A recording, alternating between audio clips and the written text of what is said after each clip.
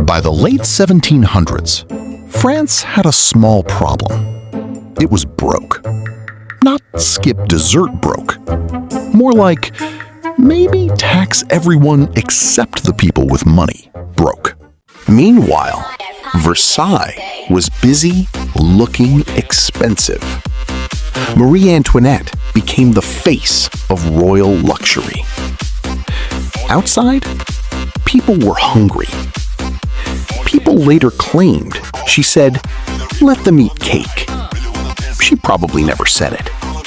But history kept the meme. French society had three estates. The clergy prayed, the nobles looked expensive, and everyone else paid for the entire subscription. Naturally, the third estate had questions. King Louis XVI was in charge.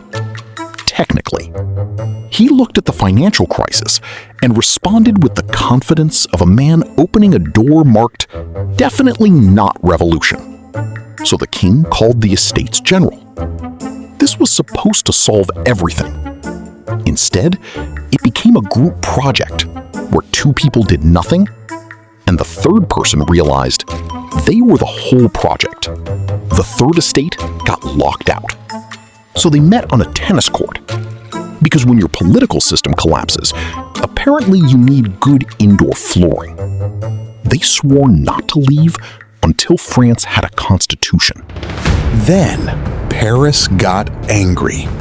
Very angry. The people stormed the Bastille, a prison with very few prisoners, but excellent symbolic value. History loves dramatic buildings. Suddenly, everyone had ideas. Peasants attacked castles, nobles panicked, documents were written, rights were declared.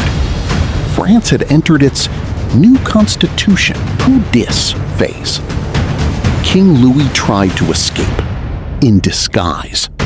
Unfortunately, his disguise was basically, "Hello, I am definitely not the king, just a very royal-shaped traveler." France abolished the monarchy, which was awkward because the king was still standing there. The revolution looked at him and said, "About that." Louis was put on trial, found guilty, and then introduced to the national haircut machine. The king was gone. The queen followed. And now the revolution had entered its dangerous phase, when everyone suddenly had principles, accusations, and access to a blade.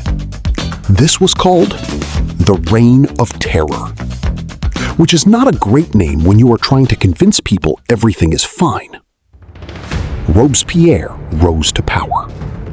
He believed in virtue, reason, the people, and solving disagreements with extremely sharp technology.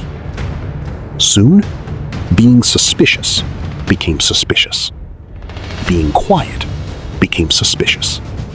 Being too enthusiastic also became suspicious. Basically, France invented political anxiety with paperwork. The revolution wanted enemies, so it found them. Nobles, priests, rivals, neighbors. Sometimes, just people standing in the wrong mood. And every time someone said, "This is getting out of hand," the revolution said, "Interesting opinion. Face the blade." Eventually, the revolution looked at Robespierre and said, "Wait a minute, you are also suspicious." Which was a problem, because Robespierre had spent a lot of time making suspicion extremely dangerous. He was arrested.